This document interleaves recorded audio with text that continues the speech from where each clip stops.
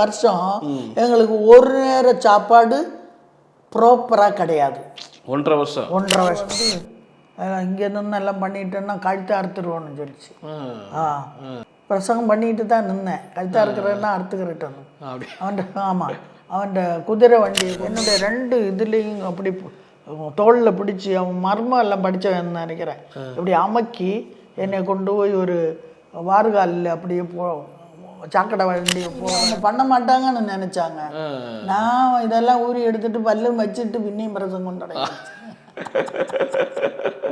அதுல எல்லாம் நிக்கிறது இல்லை. அப்பாவும் அப்படிதான் அடி வாங்கிட்டு அதே போல போய் பிரசங்கம் பக்கெட் எடுத்து கொஞ்சம் கவுடவன் நம்ம பசுவினுடைய சாணையும் அதுபோல் மனுஷனுடைய வேஸ்ட்டும் அதில் போட்டு தண்ணியை ஊற்றி கலக்கி அப்படியே நைட்டு வச்சுருந்தாங்க. அங்கே முன்னாடி வந்து அது உங்கள் மகனை அடிக்கிறாங்க, ஏன் நீங்கள் போகலை, எங்களையும் கொன்றுவாங்க, அப்பாவும் கொன்னுட்டாங்க என்று சொல்லி அப்பா ஓடினாங்க. ஓடி போனால் அப்பாவை பிடிச்சி அப்பாவை அடிக்க தொடங்கிருச்சு. அந்த மரத்தினுடைய மூட்டில் போட்டு அடிக்க தொடங்கிருச்சு. உங்கள் பிள்ளைகளை தோல் உரிக்கிறதுக்கு ட்ரை பண்ணுறாங்கன்னு உடனே இவங்க அங்கே ஓடினாங்க. அவங்களுடைய பிளானு தோல் உரித்து கயிறு கட்டி கல் கட்டி கடல் பக்கம். Eden TV Bible review channel only YouTube பிளாட்ஃபார்மில் மட்டும் கிடையாது, இன்னும் நிறைய விதமான சோசியல் மீடியா பிளாட்ஃபார்மில் இப்போ புதுசாக நம்ம ஜாயின் பண்ணியிருக்கோம். ஸோ ஃபஸ்ட்டு வந்து பார்த்தீங்கன்னா ஸ்பாட்டிஃபைல வந்து பார்த்தீங்கன்னா நம்ம ஆடியோவை அப்லோட் பண்ணுறோம். நீங்கள் ட்ராவல் பண்ணும்போது அழகாக நான் ஸ்டாப்பாக கேட்டுக்கிட்டே போகலாம். ஸோ அதே போல் வாட்ஸ்அப் சேனல். ஸோ இந்த வாட்ஸ்அப் சேனலில் நிறைய ஃபோட்டோஸ், பைபிள் வேர்ட்ஸ், நிறைய ஷார்ட்ஸ், வீடியோஸ்லாம் அப்லோட் பண்ணுறோம். ஸோ அதே போல் இன்ஸ்டாகிராம், ஃபேஸ்புக் ரெண்டுலேயுமே ஷார்ட்ஸ் அண்ட் ரீல்ஸ்லாம் வந்து நம்ம பண்ணிக்கிட்டே இருக்கோம். நிறைய ஃபோட்டோஸ் நம்ம அப்லோட் பண்ணிகிட்டே இருக்கோம். ஸோ யூடியூப்பில் வரக்கூடிய நிறைய மிஸ் பண்ண இதெல்லாம் வந்து இந்த சோசியல் மீடியா பிளாட்ஃபார்மில் நம்ம கொண்டு வந்துகிட்டே இருக்கோம். ஸோ இந்த சோசியல் மீடியா பிளாட்ஃபார்மில் நீங்கள் ஃபாலோ பண்ணணும் அப்படின்னா கீழே இருக்க வீடியோ டிஸ்கிரிப்ஷனில் ஒவ்வொரு சேனலுக்கான லிங்க் கொடுத்துருப்போம், அதன் மூலமாக நீங்கள் ஃபாலோ பண்ணிக்கலாம். ஸோ அதே போல் ஒவ்வொரு வீடியோ கீழே உள்ள கமெண்ட் செக்ஷனில் ஃபஸ்ட்டு நம்ம கமெண்டை பின் பண்ணியிருப்போம், அந்த வீடியோ லிங்க் மூலமாகவும் நீங்கள் ஃபாலோ பண்ணிக்கலாம். சர்வதேச தமிழ் போதகர்களுடைய பிள்ளைகள் மாநாடு, international Tamil pastors children conference, எல்லா தேசங்களில் இருந்தும் தமிழ் பாஸ்டர்களுடைய பிள்ளைகள் ஒன்று சேருகிறார்கள் மலேசியாவில். பிப்ரவரி மாதம் 17ஆம் தேதியிலிருந்து 20ஆம் தேதி வரைக்கும் 2026 இது நடக்க போகிறது. ஒரு பெரிதான ஆழமான முக்கியமான சத்தியங்களை அவர்கள் பெற்றுக்கொண்டு வாழ்க்கையே மறுரூபமாக போகிறது, அவங்க ஊழியமும் மறுரூபமாக போகிறது, அவருடைய குடும்ப வாழ்க்கை, அவருடைய எதிர்காலம் எல்லாமே மாற்றமடைய போகிறது. இந்த மாற்றத்துக்கு நீங்கள் தயாரா? உடனே பதிவு பண்ணுங்கள், கீழே உள்ள எண்ணுக்கு தொடர்பு கொள்ளுங்கள்.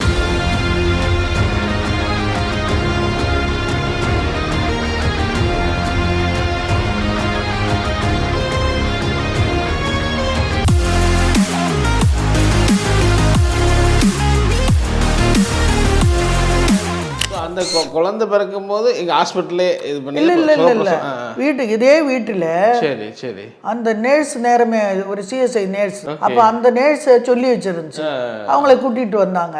அந்த அவங்க வந்தப்போ சொன்னாங்க இவ்வளோ மெலிஞ்சிருக்கு, இப்போ இருக்கிற போல கிடையாது, இதை கூட ரொம்ப மெலிஞ்சிருந்துச்சு. இந்த மெலிஞ்சு இருக்கிறவங்களுக்கு இங்கே வீட்டில எல்லாம் நடக்கவே நடக்காது. அங்கே போய் இன்ஜெக்ஷன் வைக்கணும், ஏதாவது ட்ரிப்பு ஓடணும், இல்லாத ஒன்றும் நடக்காது. அப்படின்னா நான் கூட வர்றேன், இங்கே எனக்கு என்னால் முடியாது, நான் ஒரு கவர்மெண்ட் நர்ஸு, என் உத்தியோகமே போயிடும்னு சொல்லிச்சு. இதுவும் கூட கேட்ட போது என் புருஷன் என்ன பண்ணலாம் சரோஜான்னு சொல்லி கேட்டாங்க. நான் சொன்னேன் 90 வயசான சாரைக்கு ஆண்டவர் ஒரு விடுதலை கொடுக்க முடிஞ்சா எனக்கும் அதே தெய்வம் விடுதலை தருவார், நான் நம்புகிறேன். காரணம் நேரமே உள்ள பிரசவத்துக்கு வந்து நாங்கள் ஆஸ்பத்திரி போனதில்லை, எல்லாமே வீட்டில் தான் எனக்கு டெலிவரி ஆச்சு. நாங்கள் ஹாஸ்பிட்டல் வரல. ஏன்னு கேட்டால் 5 பைசா கிடையாது என் புருஷன் கையில், நான் ஆஸ்பத்திரியில் எப்படி போவேன்? அப்போ நம்ம புருஷனையும் கஷ்டப்படுத்தக்கூடாது, நம்ம அதை சகிச்சுக்கிறோன்னு சொல்லிட்டு நான் அதை சொன்னேன். அப்போ நான் இப்படி ஜெபிச்சேன். அந்த அம்மா சொல்லிட்டு வராண்டையில் இறங்கிட்டாங்க. நீங்கள் ஆஸ்பத்திரி வரலன்னா நான் இல்லை, நான் போகிறேன்னு சொல்லி வராண்டை இறங்கிச்சு. நான் இப்படி ஜெபிச்சேன், ஆண்டவரே எனக்கு நீங்கள் உயிரை தந்தா நான் உம்முடைய சேவை செய்வேன், இல்லை என்னை நீங்கள் எடுத்துக்கொள்ள விரும்பிட்டேன்னா பரிசுத்தப்படுத்தி எடுத்துக்கிறேங்க அப்படி நான் ப்ரேயர் பண்ணுறேன். நான் ப்ரேயர் பண்ணிட்டு இருக்கும்போது என் வாயில் அந்நிய பாஷை நிறைய வந்துருச்சு. அந்நிய பாஷையில் பேசிகிட்டே இருக்கிறேன். பேசிகிட்டே இருந்த உடனே அப்படியே டெலிவரி பையன் தெரியாமல் குழந்தை பிறந்துருச்சு. வீட்டில் அப்போ அந்த அம்மா இறங்கி போன அம்மா பிள்ளையோட சத்தம் கேட்டு உள்ள ஏறி வருது. உள்ள வந்து எப்படி இருக்கு பார்க்கும்போது தாயும் பிள்ளையுமா கிடக்கு. அப்ப அந்த நேரம் எல்லாம் எனக்கு இந்த பரிசுத்தாவியினுடைய நிறவில தான் நான் இருக்கிறேன். என்னால் நிறுத்த முடியல. காரணம் உயிர் போய் உயிர் வந்திருக்கு. அப்ப ஆண்டவர் கொடுத்தாரு. அவருக்கு நன்றி சொல்லிட்டு அப்படியே நான் அந்நிய பாஷை பேசிட்டு இருக்கு. இந்த அம்மா பார்த்த போது ஏதோ ஒரு வெட்டு வரையல் போலதான் என்று சொல்லி அதுக்கு தெரியாது, இது கண்டதும் கிடையாது.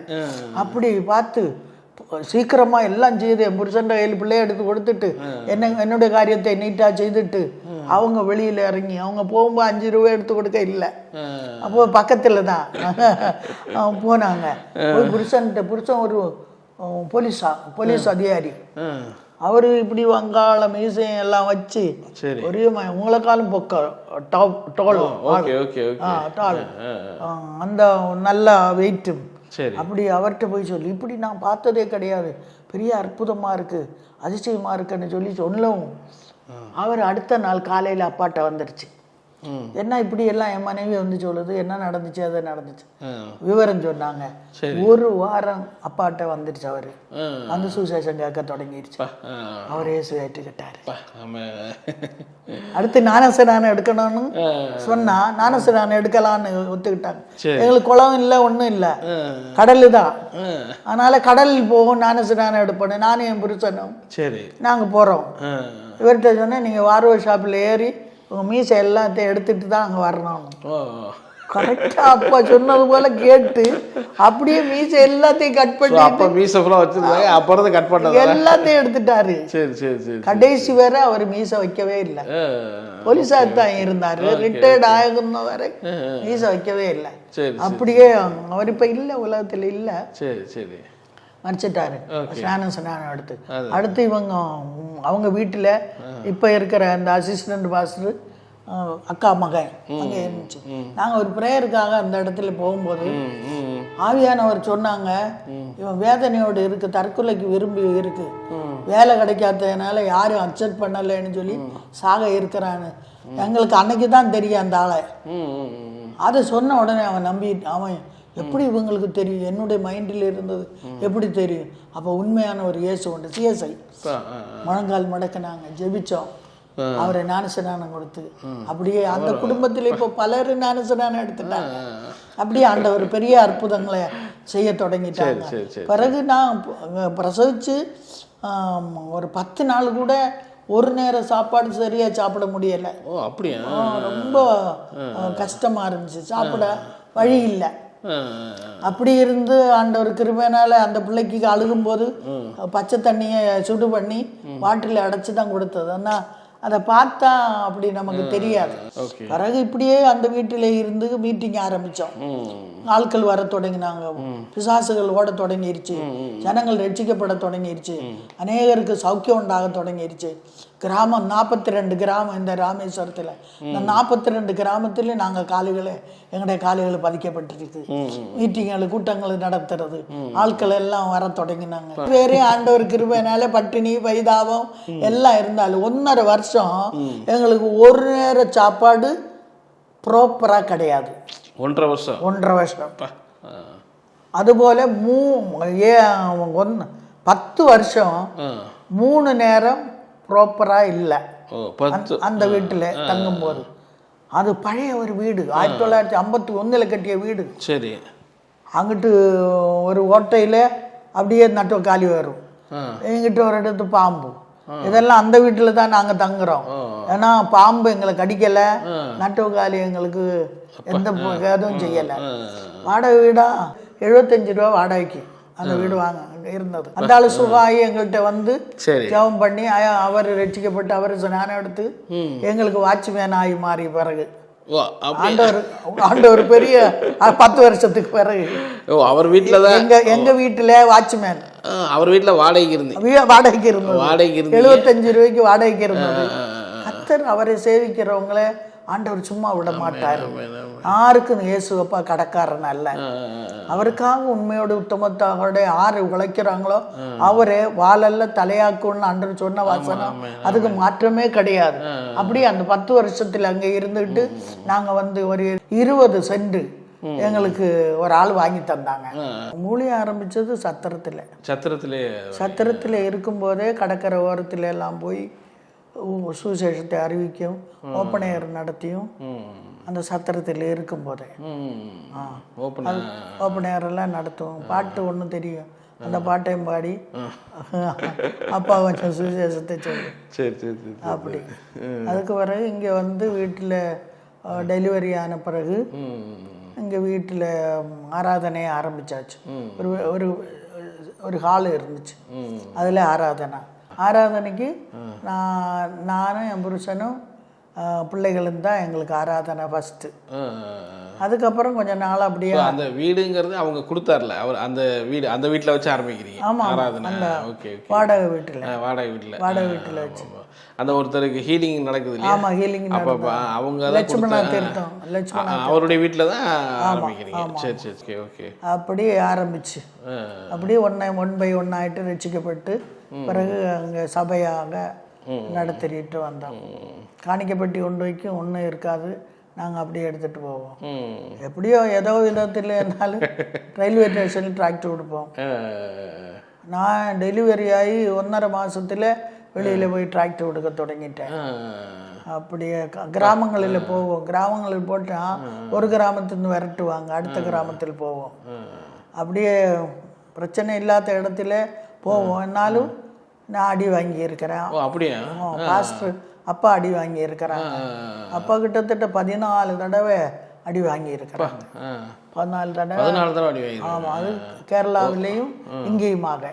இந்த மாதிரி சொல்ல போய் சுவிசேஷம் சொல்லிட்டு இருக்கும்போது அடித்து முடிஞ்சு போயிடுச்சு என்ன நினைக்கக்கூடியதான நேரம் வரும். அதனால ஆண்டவர் விடுதலை தந்து அந்த அளவுக்கு அடிச்சிருக்கிறாங்க. நீங்க ஏதாவது சொல்லுவீங்களா? நீங்க வேண்டாம் அடிக்கிறாங்க, நீங்க ஏதாவது சொல்லிடுவீங்களா? இல்லை சொல்றது இல்லை, நானும் வாங்குறதுக்கு ரெடி. கத்தர் நிமித்தமாக நம்ம அடி வாங்குறதுல தப்பு இல்லை.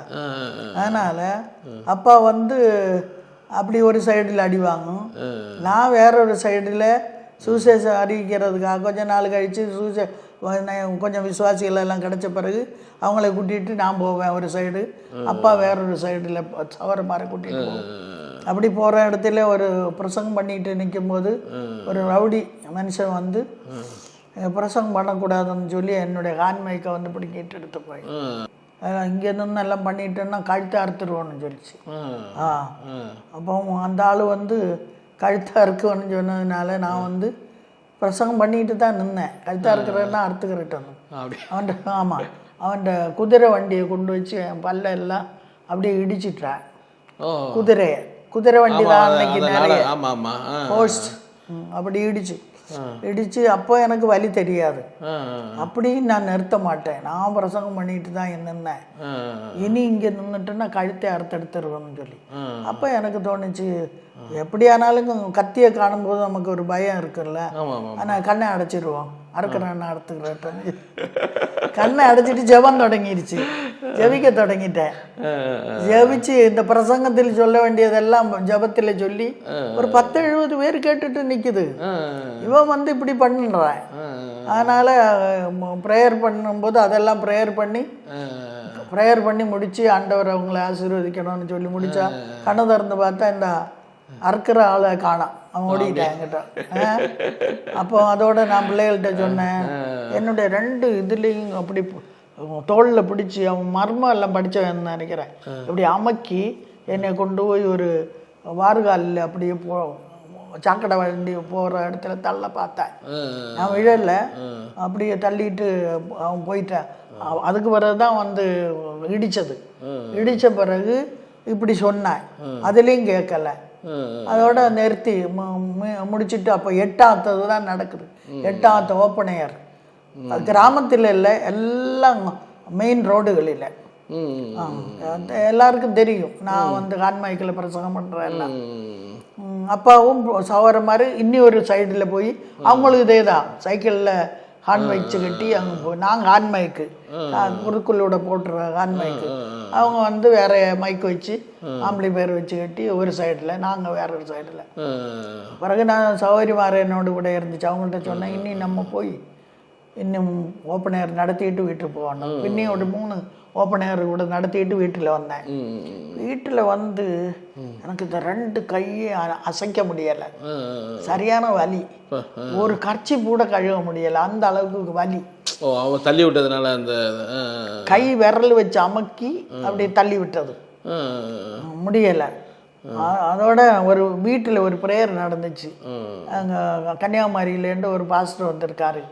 ப்ரேயர் நடந்துகிட்டே இருக்கும்போது கையடிக்க கஷ்டமாக இருந்துச்சு. நான் நினச்சேன் செத்தாச்சு ஆகட்டு, கையடிப்போன்னு சொல்லி கையடிச்சு ஆவியில் நிரம்பி ஜெபிச்சேனா இந்த கையில் இருந்தது எனக்கு கெட்டே கம்ப்ளீட் மாறிடுச்சு.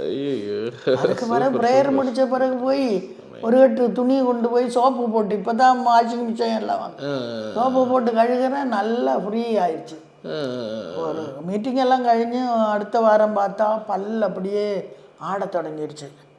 இதெல்லாம் வச்ச பல்லு ஆட தொடங்கிடுச்சு, அப்படியே நீண்டு வந்துருச்சு. அதோட கொஞ்சம் போய் அதை பிடுங்கி கீழே 4 பல்லு மட்டும் இல்லை, மேலே 4 பல்லு தான் இருக்கு. அந்த அடிச்சதுல அந்த இதில் குதிரை வச்சு அந்த இது பண்ணிட்டுன்னா இனி அவங்க பண்ண மாட்டாங்கன்னு நினைச்சாங்க. நான் இதெல்லாம் ஊறி எடுத்துட்டு பல்லும் வச்சுட்டு பின்னையும் பிரசங்கம் தொடங்கி அதுல எல்லாம் நிக்கிறது இல்லை. அப்பாவும் அப்படிதான் அடி வாங்கிட்டு அதே போல போய் பிரசங்கம் பண்ணுவாங்க. கூட நிக்கிறவங்களே அதே தான் படிப்பிச்சாங்க. ஆனாலும் எங்க கூட உள்ளவங்களை எல்லாம் நிறைய அடி வாங்கியிருக்காங்க. ரெண்டாவது மகன் இவனே இதே போல யூத் மிஷன்ல படிச்சுட்டு வந்து அவனோடு கூட ஒரு 3-4 பேர் சேர்ந்து சுவிசேஷ வேலைக்காக அப்படியே டிராக்டர் கொடுத்துட்டே இருந்துச்சு. ஒரு ஆள் வெளியில் 2 பேர் சைக்கிளில் வந்து அவனை கீழே மறித்து தள்ளிட்டு நடு ரோட்டில் போட்டு சவிட்டாங்க. அந்த நேரம் நாங்கள் இங்கே இல்லை, ஊரில் இல்லை, ஒரு சர்ச்சு திறக்கிறதுக்காக நாங்கள் பவானி சாகரில் போயிருந்தோம்.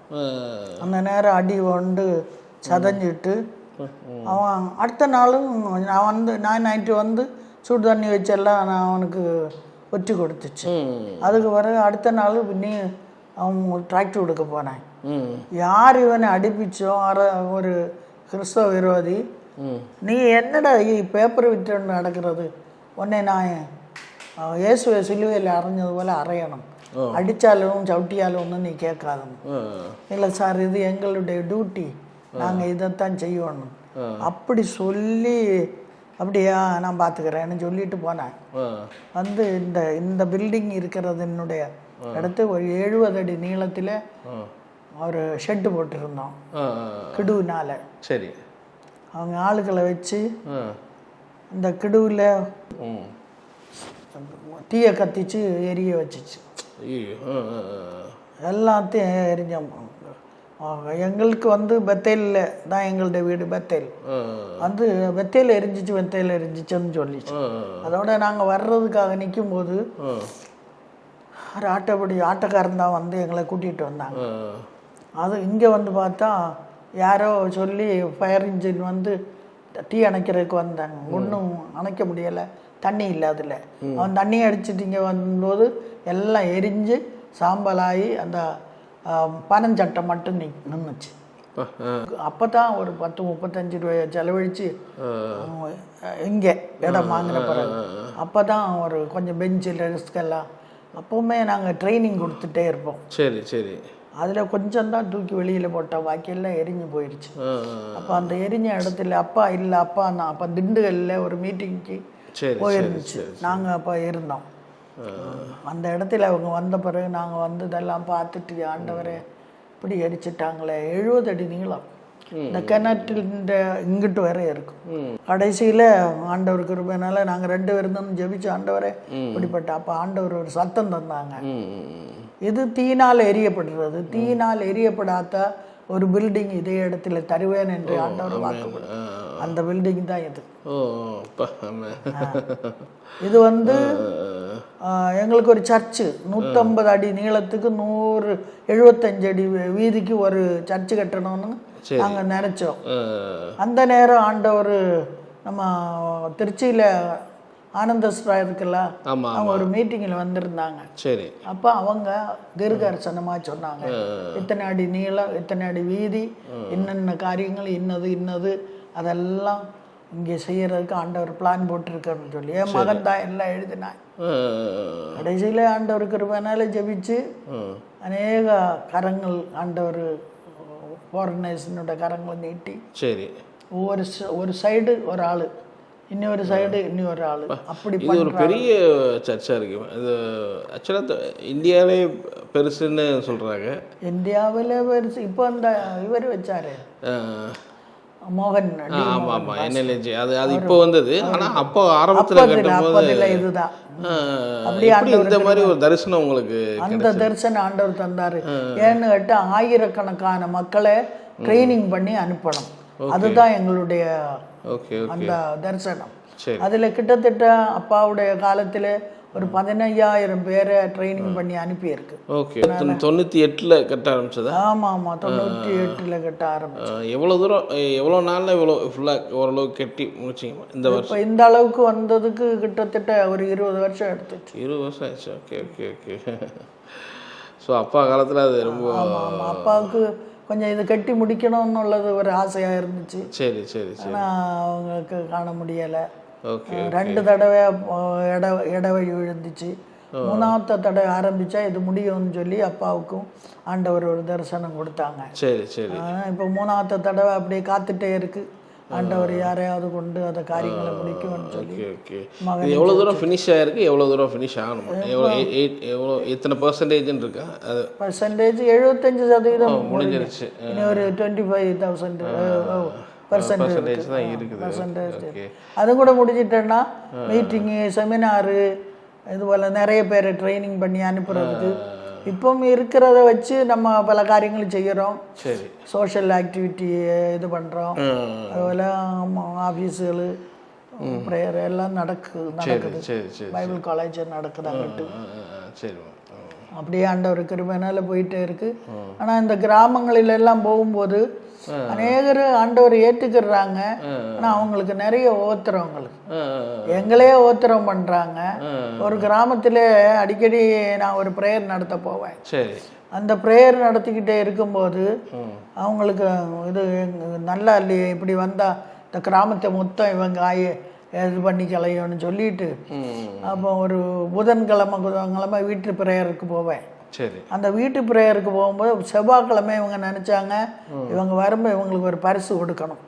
ஒரு பக்கெட் எடுத்து கொஞ்சம் கவுடவன் நம்ம பசுவினுடைய சாணையும் அதுபோல் மனுஷனுடைய வேஸ்ட்டும் அதில் போட்டு தண்ணியை ஊற்றி கலக்கி அப்படியே நைட்டு வச்சுருந்தாங்க. அப்போ அடுத்த நாள் நாங்கள் போகணும்ல வெயிட் பண்ணிட்டு இருந்துச்சு. நாங்கள் போய் சாயந்தரம் மீட்டிங் எல்லாம் நடத்திட்டு ஒரு சின்ன ஒரு ரோடு சரி சைடு ரோடு, அந்த ரோட்டிலூടെ நாங்கள் வந்துட்டே இருக்கிறோம் மீட்டிங் முடிச்சு. அப்போ எங்கள் பின்னாடி 2 சிஸ்டர்ஸு பேசிக்கிட்டே வருது. ரோடு தானே அவங்க பேசிட்டு வர்றான்னு சொல்லிட்டு நாங்கள் கவனிக்கலை.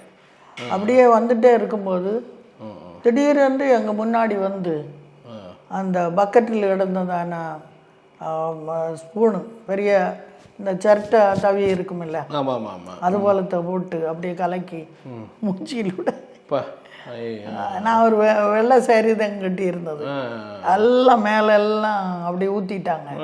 கூட வந்தவங்களுக்கும் அப்படியே பின்னி அதில் என்ன மூத்த மகனும் உண்டா இருந்துச்சு. பிறகு சாரியை தும்பெடுத்து தான் முகத்தை தொடச்சேன். தொடச்சிட்டு கழுகுறதுக்கு தண்ணி யார் தருவா, அதனால வேகமாக வந்து பஸ்ஸில் ஏறி வரலான்னு சொல்லிட்டு அதோட நாங்கள் 2 பேரும் மகனும் நானும் மற்றவங்க எல்லாம் அங்கே லோக்கலில் உள்ளவங்க போயிட்டாங்க. அங்கே ஏறி வண்டியில் ஏறி அப்படியே வந்துட்டு இருக்கும்போது ஏறிய உடனே டிக்கெட் எடுத்துட்டேன். அப்போ இங்கே காற்று அப்படியே வண்டி நீங்கும் போது காற்றடிக்க தொடங்கும். இந்த காற்றுல இருந்தவங்களோட அவங்களுக்கெல்லாம் நாத்தம். இவங்க ஏறின பிறகுதான் இந்த நாத்தை இறக்கி விடுங்க சார் என்று சொல்லி கத்துறாங்க. நான் டிக்கெட் எடுத்ததுனால ஒன்றும் செய்ய முடியலை. 2 ஸ்டாப்பு கழிஞ்சு நாங்கள் இறங்கினோம். இறங்கி வீட்டில் போய் ஃபஸ்ட் செஞ்ச குளிச்சுட்டு சரீரத்தில் வாட மாறாது. ஒவ்வொரு நாளும் ஒவ்வொரு நல்ல சோப்பு போட்டு கழுவி பார்த்தோம், முடியலை, நாத்தமே போக மாட்டேங்குது. அடுத்து செவ்வாய்க்கிழமை வந்தாச்சு. இப்போ நம்ம போகணுமா போண்டாமா? மாம்சம் சொல்லுது வேண்டா போதும், ஆவி சொல்லுது போ. அதோட ஆண்டவர் ஆவி சொல்கிறது கேட்டு போவோன்னு சொல்லிட்டு போனோம். போய் அதே வீட்டில் புதன்கிழமை மீட்டிங் போனப்போ அது யார் மேலில் அப்படி தளிச்சிச்சோ அந்த அம்மா வருது. 2 பேரும் சேர்ந்து செய்த ஒருத்தி வருதா. அவன்கிட்ட கேட்டேன், நல்லா இருக்கீங்களான்னு கேட்டேன். எனக்கு தெரியாம கோவம் வந்து போங்க ஊத்துனா இனி வராதுன்னு நினைச்சாங்க. திரும்ப போனேன்னா அதுக்கு கோவம். சரி அது கோவப்பட்டுட்டு போட்டுறதுன்னு சொல்லிட்டு நான் போய் மீட்டிங்கில் நடத்திட்டு அடுத்த வாரம் பின்னியும் போனோம். போகும்போது பக்கத்தில் உள்ள எல்லா வீடுகளிலும் போய் ஜெபம் பண்ணிட்டு தான் அங்கே போவோம். சரி, இந்த வீட்டிலும் போனேன். என்னை பார்த்த உடனே உள்ளே ஏறி போயிட்டான், நிற்கலை. அதோட ஃப்ரெண்டில் வந்து ஜெபிச்சுட்டு வந்தேன், ஆண்டவரே இந்த மக்களை தொடணும், நீங்கள் அவங்கள ஆசீர்வதிக்கணும்னு ஜெபிச்சுட்டு வந்தேன். அடுத்த புதன்கிழமை திரும்ப போகிறேன். இதே வீட்டில் மற்ற இடத்துல போகும்போது இதை விட முடியாதுல்ல. போன உடனே உட்காருங்க டீ போட்டுட்டு வர்றேன்னு சொல்லிச்சு அந்த ஊத்துனவா. சரி, டீ போட்டுட்டு வர்றேன் சொன்னேன். இப்போ இன்னைக்கு வேண்டாம், இனி ஒரு நாள் குடிச்சுக்கிறேன்னு சொல்லிச்சு. அதோட ப்ரேயர் பண்ணிட்டு வந்துட்டேன். அது சொன்னிச்சு, என் வீட்டில் இனி யார் ப்ரேயர் பண்ண வருதோ வேற யாரும் வரந்தா நீங்கள் வந்தால் போதும். அந்த அளவுக்கு ஃப்ரெண்ட் ஆயிடுச்சு. அப்போ அதுக்கு பிறகு தொடர்ந்து போயிட்டே இருந்தேன். என்ன நடந்ததுன்னு கேட்டால், ஆண்டவர் கிருபையினால் ஒரு வீட்டில் வச்சு ப்ரேயர் பண்ணும்போது அங்கே பரிசுத்த ஆவி எல்லாருடைய மேல் வந்து ஜனங்கள் எல்லாம் ஆவியில் நிரம்பி ஜெபிக்கிற பார்த்து ஒரு வீட்டுக்காரர் சொன்னாங்க, வீட்டிலே இப்படி என்ன ஒரு சபையாக இருந்தால் எப்படி நடக்கும், நான் 10 சென்ட் இடம் ஃப்ரீயாக தர்றேன், நீங்கள் அந்த இடத்துல சபை கட்டுங்கன்னு. அப்படி ஆண்டவர் கிருபையினால் இப்போ ஒரு சபை அங்கே நடக்குது. அந்த ஏரியாயில்னு 25 அதிகம் பேர் இயேசு ஏற்றுக்கிட்டாங்க. 10 அதிகம் பேர் இன்னைக்கு ஊழியக்காராகி மாறிட்டாங்க. அப்போ நம்ம ப்ராப்ளம் பிரச்சனை வரும்போது ஓடி போயிட்டேன்னா அதை தாங்க முடியலை, சகிக்க முடியலைன்னா இதெல்லாம் வந்து ஒரு பெரிய பாக்கியமாக நான் காண்றேன். பல்லு போனதுன்னா எத்தனையோ பேர் ஆக்சிடென்ட்டில் பல்லு போய் பல்லு வைக்கிறாங்க. ஏசப்பாவோட நாமத்துக்காக அப்படி செய்கிறது எவ்வளோ பாக்கியம். இது போல் எல்லாருக்கும் இந்த பாக்கியம் கிடைக்காது இல்லை. அப்படி ஒரு வேஸ்ட்டு நம்ம மேலே ஊற்றி நாத்தி, அதனால் ஏசப்பா எவ்வளோ காரி துப்புனார் அவருடைய முகத்து. அதெல்லாம் நம்ம நினைக்கிறோம். அப்படி அவர் பாடுபட்டதுனால தான் இன்னைக்கு முழு உலகமும் அவரை தொழுது கொள்ளுகிறதுக்கு ஒரு சான்ஸு இல்லைன்னா முடியாது. அதே நினச்சி இந்த வருகிற பிரச்சனைகளும் கஷ்டங்களை சாரம் இல்லை, அது பரவாயில்லன்னு எண்ணி அதுக்கு ஒத்தோட முன்னோட்டு போயிட்டு அப்படியே ஆண்டவர் கிருபையினால ஊழியங்களை செய்ய கர்த்தர் கிருபை செய்யணும். ஆனால் இந்த 42 கிராமங்களிலும் போய் நாங்கள் அப்பாவும் நானும் பிள்ளைகளும் அதுபோல் ஊழியக்காரங்களோடு கூட உள்ள சகோதரி சகோதரமாரெல்லாம் 42 கிராமங்களிலும் பிரவேசிச்சிருக்கு. பட் இந்த 42 கிராமம் எத்தனை வருஷம் இந்த மாதிரி ஃபீல்டு ஒர்க் பண்ணி இப்படி வந்து நாங்கள் வந்து ஒரு 1984 எல்லாம் சரி எங்களுக்கு ஒரு ப்ராப்ளம் உண்டாயிருச்சு.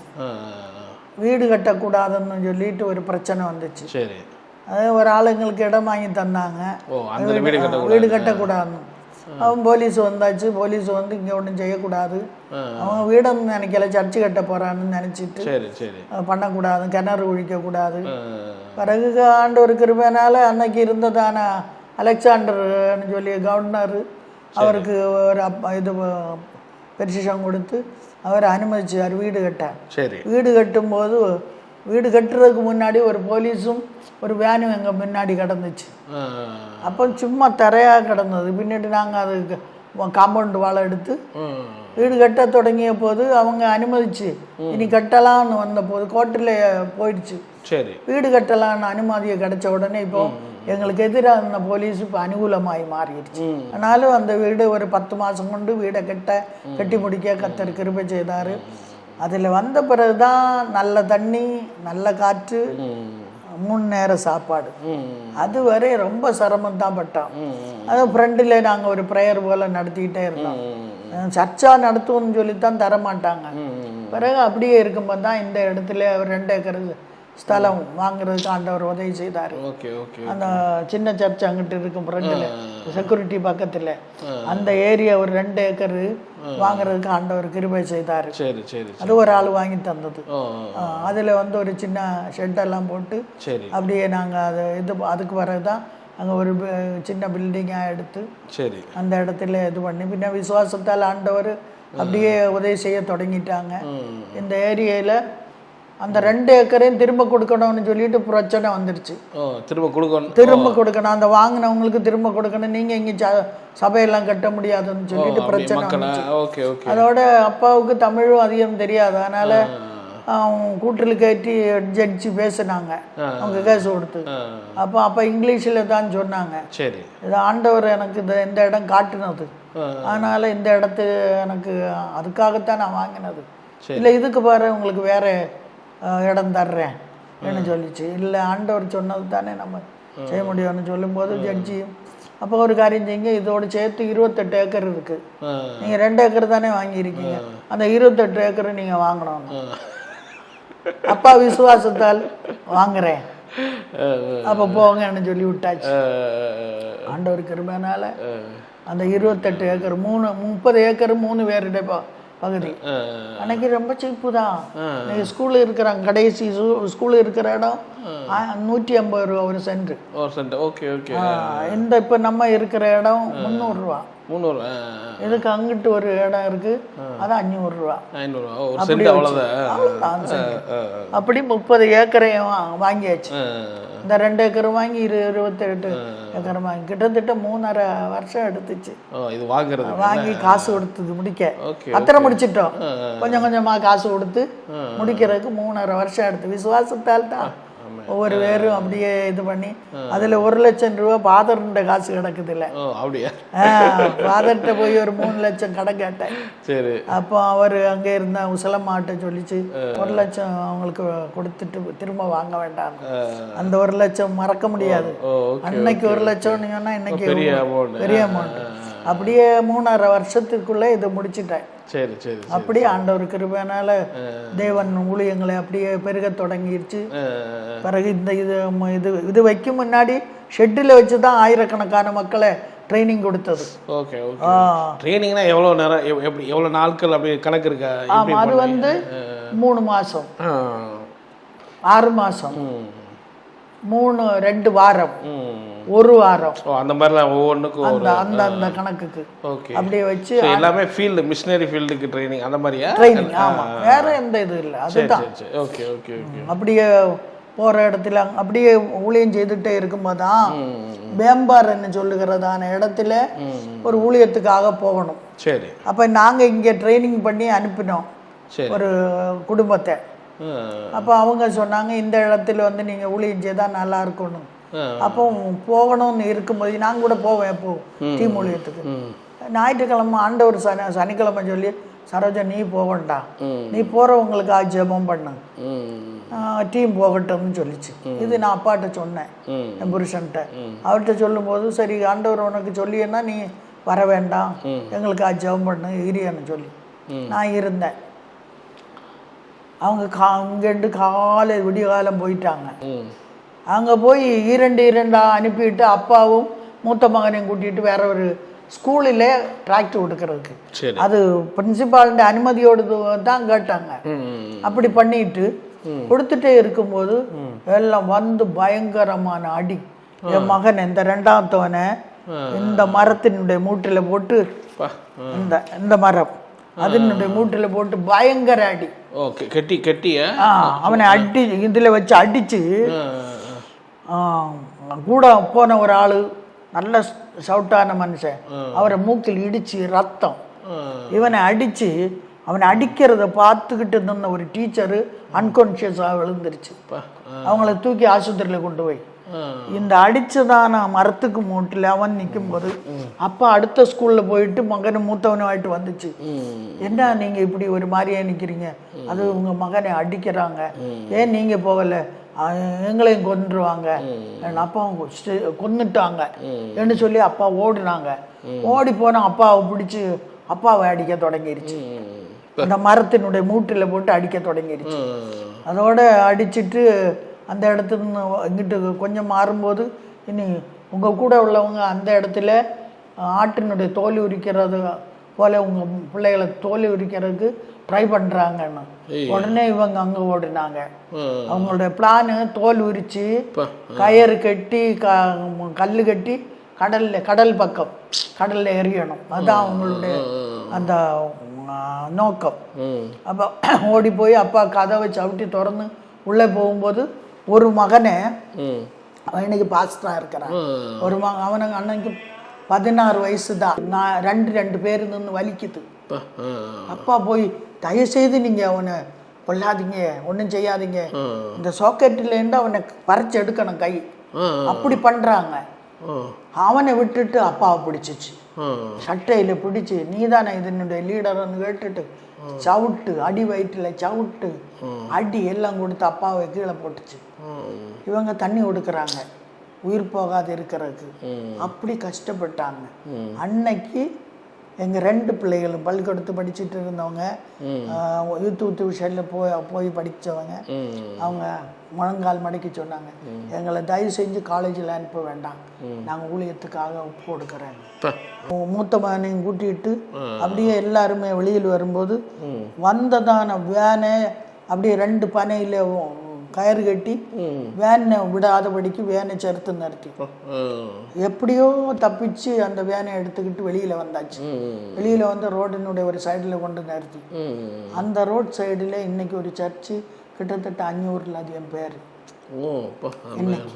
அந்த இடத்துல அந்த அடி வாங்கினதான தம்பி மீன் பிடிக்க நான் போக மாட்டேன், இனி நான் ஊழியத்துக்கு போவேன்னு சொல்லி அவன் ஒரு சர்ச்சை வச்சிருக்காரு. இந்தினுக்கு கீழில் ஒரு 2-3 பிரான்ச்சுகள். அப்படி இன்னைக்கு அந்த ஊழியம் சக்சஸாக நடக்குது. இடையில போயிருந்தேன் நான். அப்படியே ஆண்டவர் கிருபையினால இது போல பல சர்ச்சுகள் உருவாயிருச்சு. அடுத்த நாள் தேவ பிரசன்ன இறங்கி அந்த மரம் பட்டே போயிருச்சு. அப்ப இது கேட்ட உடனே அங்கே எங்களுக்கு போன்ல வந்துச்சு, மரம் பட்டு போயிருச்சு, வந்து பாருங்க.